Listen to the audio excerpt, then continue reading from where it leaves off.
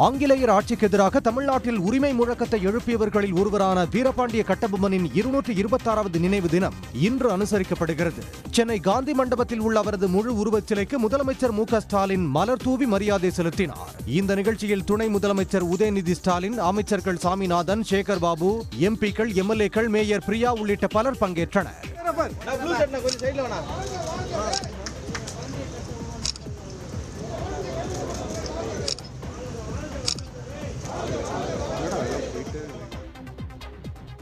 சாத்தூர் மற்றும் அதன் சுற்றுவட்டார பகுதிகளில் பெய்த தொடர் மழையிலும் மாணவர்கள் மற்றும் ஆசிரியர்கள் ஆகியோர் நனைந்தபடி பள்ளிக்கு சென்றனர்.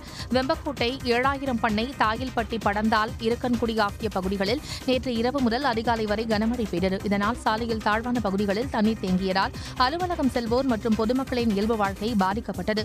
மேலும் மழை காரணமாக பட்டாசு கடைகளில் விற்பனை பாதிக்கப்பட்டது. பெரியகுளம் மேற்கு தொடர்ச்சி மலையடிவாரத்தில் பெய்து வரும் தொடர் கனமழை காரணமாக கும்பக்கரை அருவியில் வெள்ளப்பெருக்கு ஏற்பட்டுள்ளது. இதன் காரணமாக கும்பக்கரை அருவியில் சுற்றுலா பயணிகள் குளிக்க 6வது நாளாக வனத்துறையினர் தடை விதித்துள்ளனர்.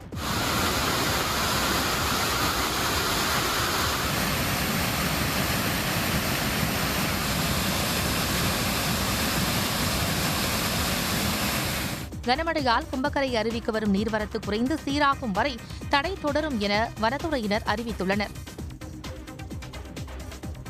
ஈரோடு மாவட்டம் கோபிச்செட்டிப்பாளையம் அருகே வீடுகளுக்குள் புகுந்த மழைநீரை அகற்ற வந்த ஜேசிபி இயந்திரத்தை முற்றுகையிட்டு பாதிக்கப்பட்டவர்கள் போராட்டம் நடத்தினர்.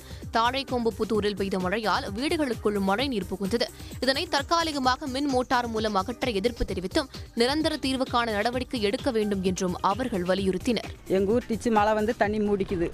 தண்ணி வந்து வீட்டுக்குள்ளேயெல்லாம் போந்துக்குது. நாங்களும் 2 வருஷமாக சொல்கிறோம், எம்எல்ஏ தாசில்தார் ஆர்ஐ எல்லாம் வந்து பார்த்துட்டு போகிறாங்க. மழை நின்னா டிச்சு கட்டணுங்கிறாங்க. இது வரைக்கும் எந்த நடவடிக்கையும் எடுக்கல.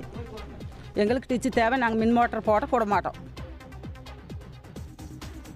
உளுந்தூர்பேட்டை அடுத்த சேந்தமங்கலம் குறுக்கு ரோடு பகுதியில் கரூரில் இருந்து சென்னைக்கு பேப்பர் லோடு ஏற்றி வந்த கண்டெய்னர் லாரி சாலையின் நடுவே இருந்த தடுப்பு கட்டையில் மோதி விபத்துக்குள்ளானது. இதனால் திருச்சி சென்னை தேசிய நெடுஞ்சாலையில் கடும் போக்குவரத்து நெரிசல் ஏற்பட்டதை தொடர்ந்து போலீசார் வாகனங்களை மாற்றுப்பாதையில் அனுப்பி வைத்தனர். இதையடுத்து விபத்துக்குள்ளான கண்டெய்னர் லாரி 2 கிரேன் மூலம் அப்புறப்படுத்தப்பட்டது. விபத்தில் படுகாயமடைந்த ஜார்க்கண்ட் மாநில ஓட்டுநர் அனுமான் மருத்துவமனையில் அனுமதிக்கப்பட்டுள்ளார். சென்னை வானகரம் அருகே ராஜாங்குப்பம் பகுதியைச் சேர்ந்த பவானி என்பவர் தனது வீட்டின் அருகே உள்ள பூங்காவில் நடைபயிற்சி மேற்கொண்ட போது தவறவிட்ட 6 சவரன் தங்க தாலி சங்கிலியை கண்டெடுத்து ஒப்படைத்த தாய் மற்றும் மகனை போலீசார் பாராட்டினர். கடந்த 14ஆம் தேதி பவானி தவறவிட்ட தாலி செயினை அதே பகுதியில் நடைபயிற்சி மேற்கொண்ட ஷாக்கிரா பானு கண்டெடுத்துள்ளார். ஷாக்கிரா பானுவின் கணவர் மற்றும் மகன் அக்பர் பாஷா ஆகியோர் வானகரம் காவல் நிலையத்தில் நகையை ஒப்படைத்தனர். நகையை தொலைத்த பவானி நேரில் வரவழைக்கப்பட்டு அவரிடம் தாலி ஒப்படைக்கப்பட்டது.